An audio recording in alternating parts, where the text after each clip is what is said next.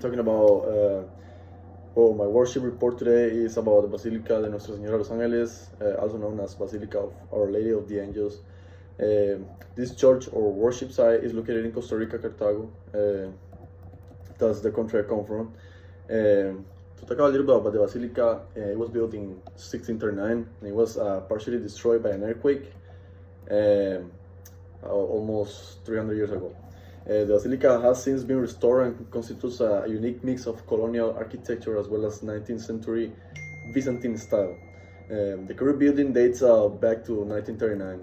They built this building after the second time the church got destroyed. The Basilica of Our Lady of the Angels is consecrated to the Virgin of Nuestra Señora de Los Ángeles. This Virgin is a small representation of the Virgin Mary carrying the infant Jesus.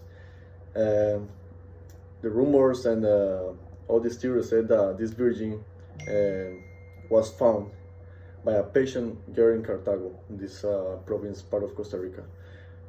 Tradition claims that the little girl found the small statue on a little rock, and this girl took the Virgin home. The funny thing is that the next morning she found that the statue was not there. It disappeared, and when she was looking for it, she found it again, and the Virgin was back at the rock. So she took it to the priest, and he looked it in a small box. The next morning, the statue was back at the rock again. During the construction, the church was destroyed by earthquakes so many times.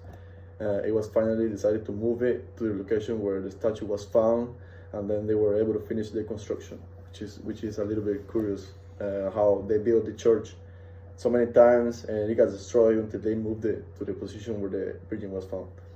Many people think that the earthquakes were a sign of that the Lady of Los Angeles wanted the Basilica built there in that specific position. Owing to the dark complexion of the stone statue, she is sometimes affectionately called La Negrita or Reina de Cartago.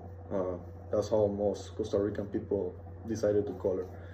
The original statue is kept in a golden shell inside the basilica. Nobody can touch it. You can just take a look at it from about 3-4 feet away. And an official decree declared the Virgin of the Angels the official patron of Costa Rica. In the days leading to August 2nd, the basilica is the object of extensive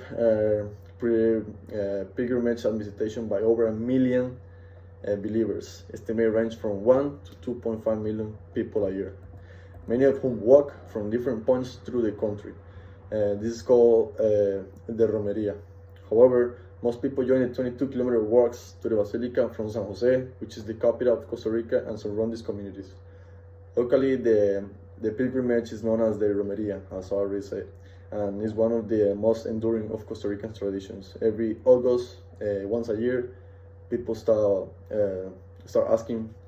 It can be a gift, it can be something special that they got inside, as a promise, they walk all the way to the Basilica as a giving back to the Virgin.